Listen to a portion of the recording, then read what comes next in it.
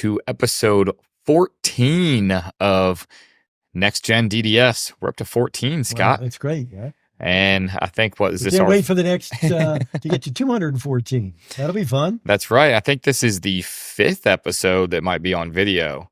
So yeah, we're getting started with that, and that'll look different as time goes on. We'll get a little better at this, but the audio is going to be great and give you all the information that you need. Yeah, we don't have quite the private equity or sponsorship backing to get the studio built out. Eventually, we'll get there. But hey, we're here for the good advice, less than the production quality. It sounds great. Well, today we're really going to talk about, I guess, the pretty simple part of it, which is if it's too good to be true, then be careful. And you know, as dentists, you're now going to be worth, millions and millions. Okay. Most of you have got more debt than you can imagine, a net worth probably in the negative at this point. But at some point you're going to be faced with, you're going to make some money and you'll have opportunities to invest, as well as we'll talk a little more somewhat about, opportunities for where you want to work too, because that can sometimes be, a whole nother decision. But I know, Wes, you spend a lot of time with your clients talking through, their business and tax planning and their financials and helping them make sure that they're set for the rest of their lives. And you probably see more stuff than anybody can imagine about what your clients are investing in and what they shouldn't be in. Yeah, it's funny. It's like when people call up here and they're embarrassed, noticeably so, for something they made a mistake on. And I was going to sit there and I just, before they open their mouths, try to calm down, say, hey, trust me, I know you think this is going to be the worst I've ever seen, but it's not. You're not even going to get the tip of the iceberg over some of the stuff we've seen. And unfortunately, dentists have targets on their back for scam artists because they know they have high incomes. Yep. You need to be aware of that. But it was our receptionist that was, she was like, hey, have you ever seen this video of Shaq talking about how he chose his financial advisor? And I was like, no. She's like, well, it's what we do. You should look at it. So I sat up there and I watched it with her, and it was quite telling. It was only a 45-second clip. And, they asked Shaq, well, how'd you choose your advisor? And he goes, I got really great advice before I signed my first contract. Somebody told me if it's too good to be true, it is. And Shaq said he met with 2 or 3 guys and said, hey, you're going to get this $40 million contract. I'll make it worth $200 million within 4 or 5 years. We'll set your family up, nothing to worry about. You can live life. And he said, well, that doesn't really make sense. So he skipped over the first 2 or 3 guys. And then, he said he met with, he said, I met with this Jewish guy, small little guy. And I imagine that's not what the average financial advisor for NBA players looks like. I don't know. I'm not one of them, but I'd imagine it's usually somebody that probably played ball and couldn't quite make it in the league. Somebody with a connection. Just said, yeah, I met this guy and he had me in, some treasuries, some stuff. And, he very point blank, told him that he wasn't just going to get rich overnight from this. And Shaq said, and I went with that guy because I felt like he was telling me the truth. He didn't really know much. And then he kind of goes on to talk a little bit more about how this guy ended up doing a lot of good for him and his family on the way he structured the taxes, the way he structured things for his kids, the way he was able to save them taxes. It kind of, the way he described it, I was like, that's pretty much what we do for dentists. And Shaq's describing getting it. But his big thing was, if it's too good to be true, don't do it. Yeah. If you're listening to reading the news, you won't hear it every day, but you're hearing it all the time of people, whether they're athletes or whoever, but people, any from walks of life with money who no longer have that money. And most of the time it's coming from people who have given them bad advice, told them, hey, listen, we're going to go into here and we're going to make 100% on our money in a year. And that just, can it happen? Maybe. But most of the time, probably 99.9% of the time, it's just not going to happen. I think of Jeff Bezos and Amazon. He borrowed money from his mother to open up a little bookstore online. And it took years before he was able to make any money. And then all of a sudden, he made obviously some very smart decisions and figured it out. But if you had bet early on that he was going to make it, and we saw with the .com bust Oh of no. 2008, I mean, everybody, if you had a .com after your business, you became worth billions if you're a big company, and most of them weren't making a dime. Well, they're almost all gone. You've got Amazon, you've got a few others. Which Amazon really isn't even a book company anymore. It's a logistics company. It is all, that is exactly what right? it is. It's so funny to get that rich. A little bit of it's luck. Don't get me wrong. I'm sure Bezos is a extremely intelligent guy and extremely hardworking. But he ended up figuring out logistics before anyone else because he was trying to get all these used books everywhere. It's like, some of it was great, solve this, did this, but your ability to predict the next Amazon, it just doesn't happen. Everybody holds on. And, so Wes is kind of talking through and he's, again, financially, you'll see it. He'll talk through some of the stories that he's heard, and his clients are calling him with, "Hey, I heard about this. What should I do?" You just want to kind of stay the course of a good plan and good finances and smart things, and that will serve you well. You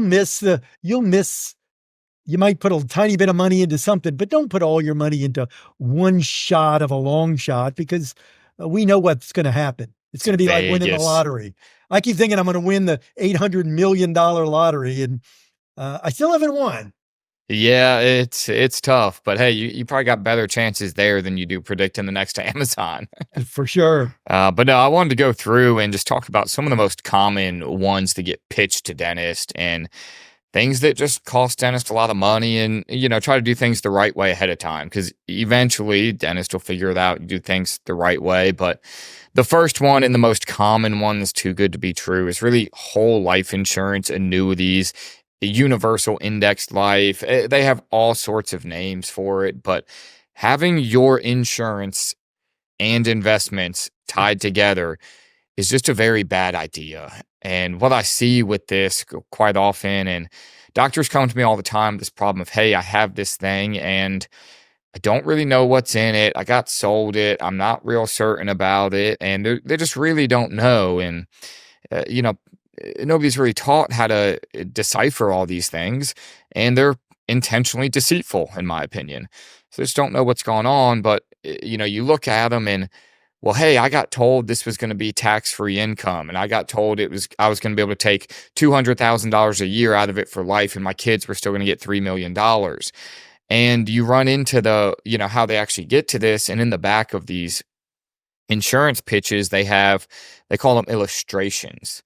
And, they have, hey, this is based off the guaranteed policy values. This second one is some, whatever, off an index. And the third one is, going to be this amazing, if everything goes right in your favor, then it's going to work for you. And it's never realistic. And that's kind of what they're selling you on is, hey, there's a good chance it's going to be here.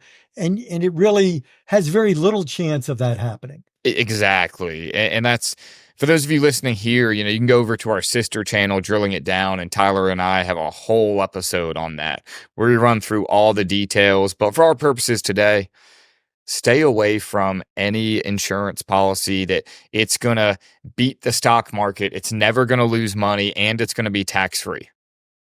It's being sold as an investment vehicle. And Wes and his team are working with clients, and your advisors can do this as well, is you want to make sure that you're investing money as investments, not putting it in a vehicle that's just not really set up to give you the maximum returns and oversight. Yeah. And what we actually do, for every client we work with, whether, we do some personal financial planning for doctors before they become practice owners. So anyone that needs help putting this together. We also do something else that I really love here is, hey, if they do that on the front end, we'll credit that fee against, future service when they really need us. That way they start on the right foot. But I always like to describe what we do on the investment piece, because we have an investment arm. However, we mostly work with people on the consulting side where we're not a permanent piece, just a 1 year. We do say, hey, your financial plan or your investments, they have a whole lot of products inside of them. And if you went to the grocery store, and you were buying groceries, you would 100% want to understand, or you would know exactly what you bought and how much you were going to pay for it before you got to the checkout line. Unfortunately, sometimes investments are intentionally deceitful. That way, you don't know what's in your shopping cart necessarily, and you don't know how much you're paying necessarily. And that would never be a good feeling at the grocery store. No one would do it. But for some odd reason, we've normalized it in investments, which is just mind-boggling to me. I'll never be the one to fix that one, unfortunately. But what we do is we take a deep dive and we show them, hey, here's exactly what's in your shopping cart. So the first thing is that what you thought? Tell us what you think's in your shopping cart. Sometimes it's exactly what people think, and that's great, but at least they get that peace of mind. Other times, hey, that's not really what's in there. Here's what's in there, and here's where we need to be. And oh, by the way, what's in there, you think that this box of, graham crackers costed $2.99, but they're actually charging your card for $5.99, and some of that exists. So we really give them an eye-opening view of what's going on and what they got sold. And for most dentists, it becomes very simple. Hey, we want a fee-only financial advisor to avoid that, and we're not going to shoot the moon and make 20% a year, and that's okay. We want low-cost funds, and we just want somebody that's really got our back. Basically, somebody telling you something that's the truth versus promising you things that just are going to be almost impossible to deliver on. Yeah. And the next one I want to go over, because you actually sold to a DSO, correct? I did. So the next one I want to go over, and before we do this one, not every DSO is the same. And a lot of what I'm referring to comes from the brokers, not the DSOs themselves, but it comes from brokers or people who have it in their best interest for you to do something that maybe you shouldn't. So in your situation, I think you were getting to retirement age. Yep. Right. I was right. Yep. And my partner and I were trying to just figure out the best path forward. And we looked at, there were two different kind of views. One is one that basically, provided me with a cash payment, but you always typically have to have an ownership share. And what you do with that ownership share can be very different. One is, do you have it as an owner and you're paid a dividend? And the other is, do you have it within the larger entity?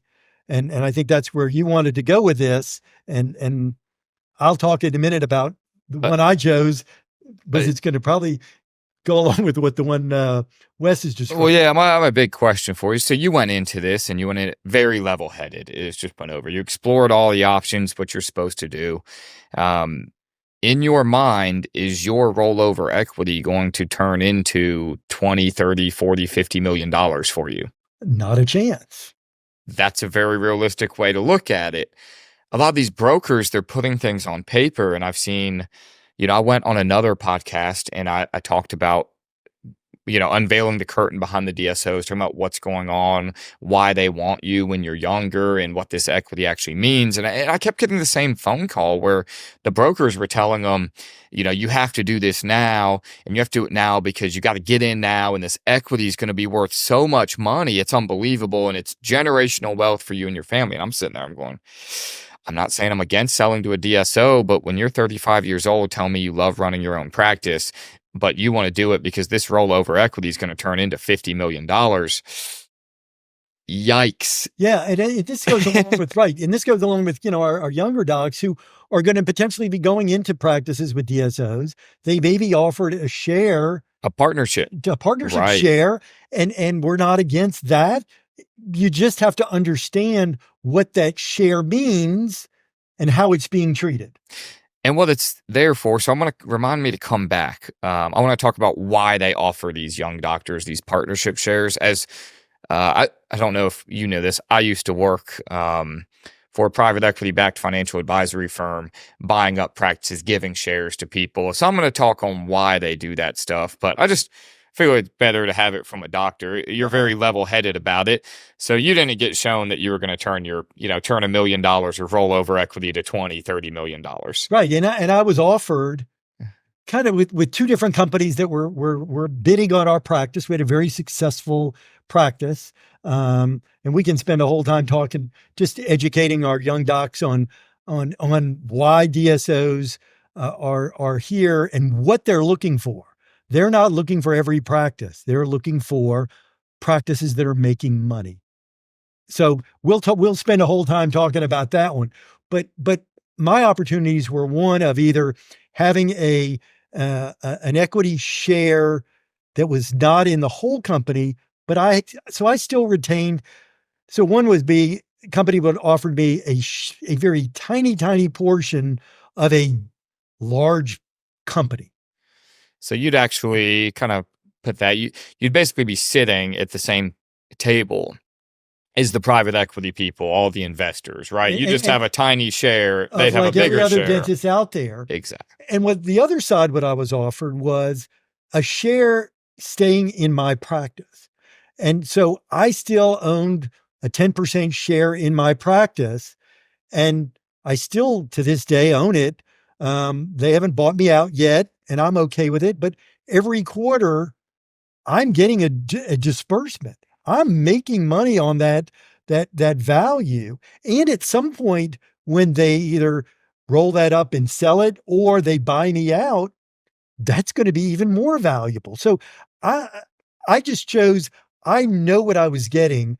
I had a very good practice, and I would rather have a share of that than taking a risk, as Wes is talking about, that they're going to promise me some company's going to swoop in and pay $2 billion for our group of 100 or 200 practices, and your thing's going to be worth X. I mean, I had a young doc I was just recently working with, and he was offered a share of a company that didn't exist yet.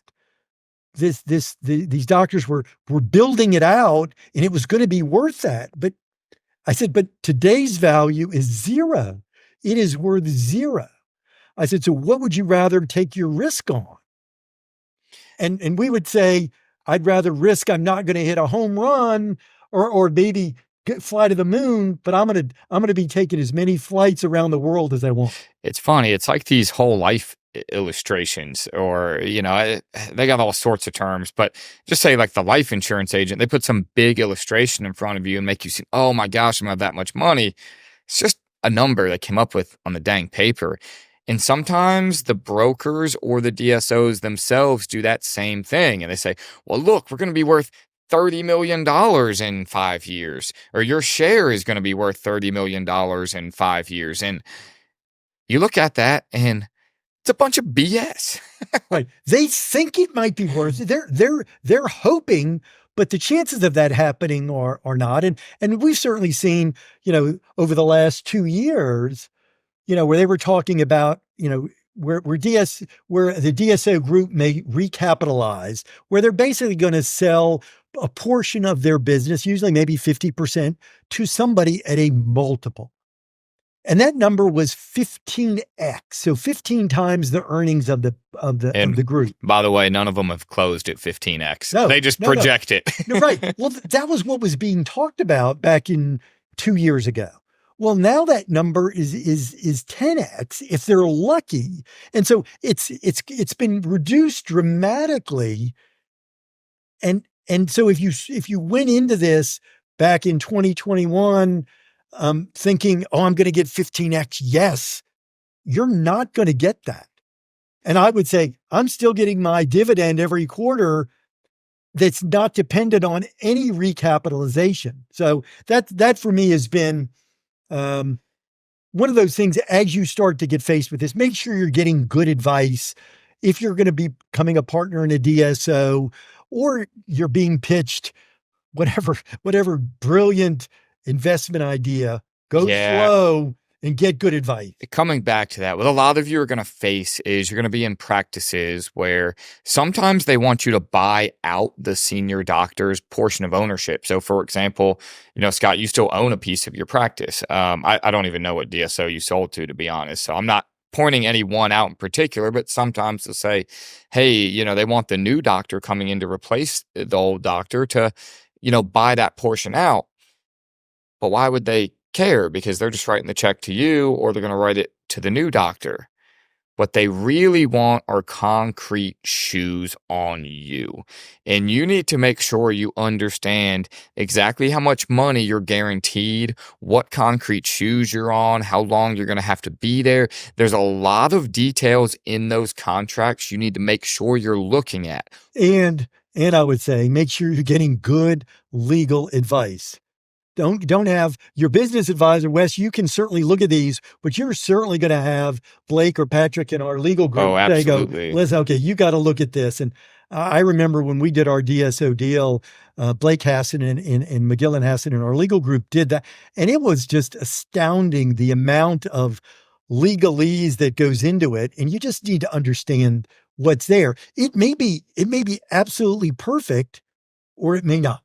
Yeah, the devil's always in the details with these things. So when they're offering it and they're making it seem like they're going to make you rich, what they really want is you have to come to work. So they no longer have to worry about finding this new doctor. Now, it's not to say every deal is bad and that you might not get rich in it. It's possible. I'm not. You certainly can. Absolutely. Yeah. Take every single one for what it's worth on that deal.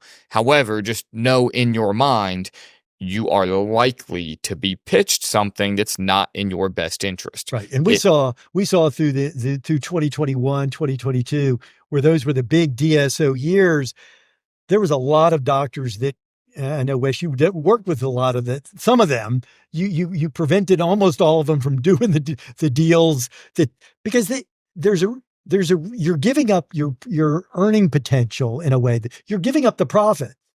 And you're selling your time.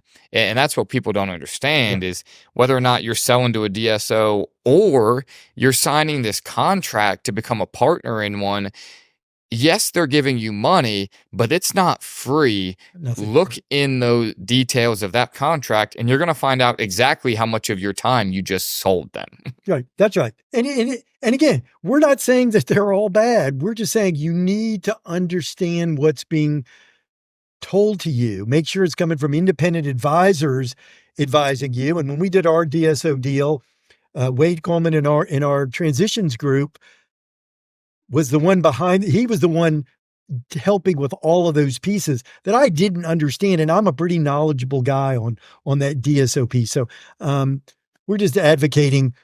If it sounds too crazy, it probably is too crazy, but get good advice from people who understand this business. Don't just go talk to your buddy who is an investment person. Go talk to somebody who understands DSO. Or your buddy in dental school. You never know how much they're paying somebody to recruit you. Be careful. I think it goes for both financial advice and when you're looking at DSO equity. While both of those things can have good outcomes, a lot of people will take those good outcomes and try to manipulate them in order to take advantage of you. And you need to make sure that you're not being taken advantage of. And the first way to do it, if it's too good to be true, it is. I have an identical twin brother. Steve went into the accounting world.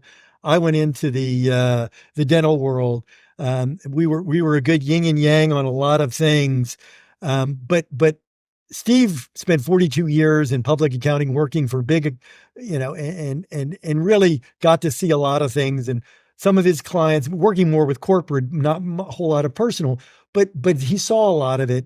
And I would call Steve, and Steve always had a very simple way of answering me. He said, if you're calling to ask the question, you already know what the answer is. I like that one. And it really rang true. And there was a guy that we knew in town who was trying to get me to invest in this real estate trust. And they were promising me like a 18% return per year. And Steve had seen it. And I said, yeah, John's talking to me about this. And he goes, Scott, he said, you already know what the answer is. And I did. I wasn't going to do it, but I just wanted to ask his opinion. And then he went, then he said, I read the details. He goes, it's just a lot of smoke and mirrors that maybe might, but everything's got to work perfectly. And that's just not a good investment, a good investment principles to have. No, definitely. And I think everybody gets enticed the first time they hear how much money they could make. And that's, why you call your brother. It's kind of like, just in case this is legitimate. I need somebody to look at it. I think you start being a much more peaceful person when you just get to the point in your life where you say, if it's too good to be true, it is, and I'm just moving on from it. Right. When you're going to guys, you all would get some friends that go, my advisor is getting me 27% a year. It's been amazing. I'd be very, very careful with that, because where are they going for? It's going to come back. I used to work heavily in the investment industry on the institutional side, not the individual, and I can tell you, there are a couple companies out there that deliver returns like that. And guess what they do? They don't take your money. One of them, you have to be an employee in order to invest. So it's captive money. And I think even as an employee, you pay something like 33% of earnings on it to the owner of the company. It's insane. And you have to have a PhD, and I want to say it's physics, in order to be there. And they're well known. Everybody in the investment industry knows about it and jokes about it, that we know they're there and we know they do it. However, it's a perfect example. If I can really beat the market like that, I don't want other people involved. The more people get involved, the more I actually end up sharing the secrets. I get replicated, I get squeezed out. If I have something that really is too good to be true and I'm the one that has it, I will never share it. It's just dumb. If we really just think about this, if, we figured out a way to, let's say in dentistry, we figured out a way to deliver a better cleaning. It was only going to be 10 minutes, and, we could bring patients in at 4 times the rate of everybody else. Would the first thing we wanted to do in town was to turn around and show every other dentist in town how to do it? Probably not. No, we're probably going to keep that one to ourselves for a while. And I think that's true within any business, which is if you have that, you're not sharing it. So if somebody's calling you with this investment, this proposition, this thing that is too good to be true, but they need your money to pull it off. If it was really, right. I mean, I've been offered shares in restaurants and those are terrible businesses and businesses that I know nothing about. And I go, here's what I know. I know teeth, and I've done some, but I had some consulting business. I did some training, but all of it was centered around what I know, and. You may get into some land deals and you may do some of those things, but make sure you're doing it with people who really understand that business, not your buddy who said, hey, my friend that I knew from college called me and he's got a great deal and I need to get 10 people to put up $100,000 and we're going to put $1 million into this deal and it's going to turn around. Well, it might, but I just never, in my life, I never worried about what I missed. I was really happy that in retirement now, and from dentistry, I'm now an advisor with the McGill Hill Group. I'm comfortable and I'll be set because I did things the right way. I hired the right people. I talked to the right people. I made good decisions, and when it sounded too good to be true, as my brother would say, it was too good to be true. And don't go there. I'll leave everybody with a conversation I just had at one of our seminars in Atlanta. And this dentist I've known, he's never needed my help. We'll call every now and then. But I mean, this guy is young. He is cranking it. His practice is just through the roof. It's unbelievable how well he's doing. And he asked me about commercial real estate, and he had been approached with one of these. And so I sat down. He's a very smart individual. And I'm actually a big proponent of commercial real estate, sure, if you know what you're doing.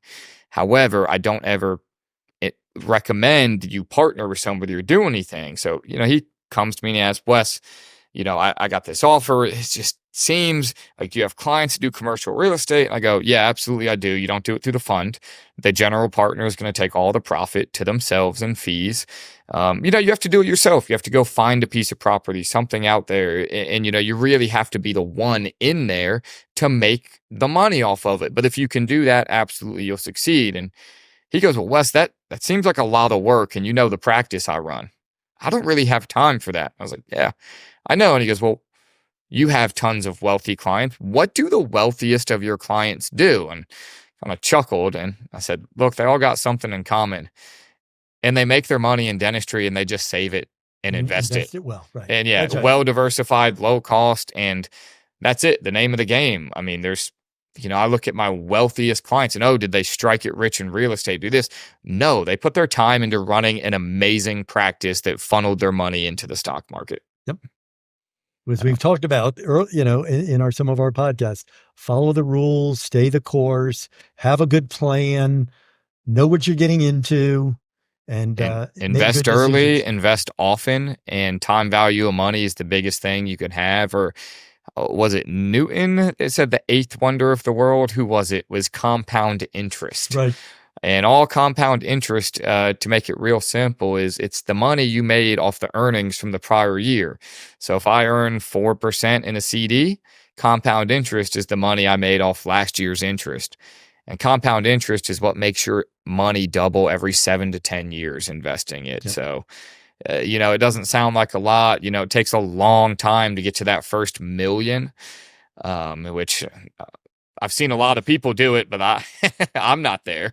But once you get to that first million, that second million, you still want to save for it, but all of a sudden the second million just doubles in 7 to 10 years. Then it turns into 4, then 8. I mean, the sooner you can get the savings going, the better it is. And compound interest is the one thing I'm going to recommend that's not too good to be true. Right. So that sounds good.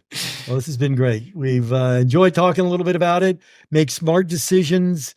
If you've got questions, slow down and ask them of smart people who understand. And it'll all take care of itself. Yep. Doing the smart things. If it's too good to be true, just move on. Otherwise, we'll see you all next week. Sounds good.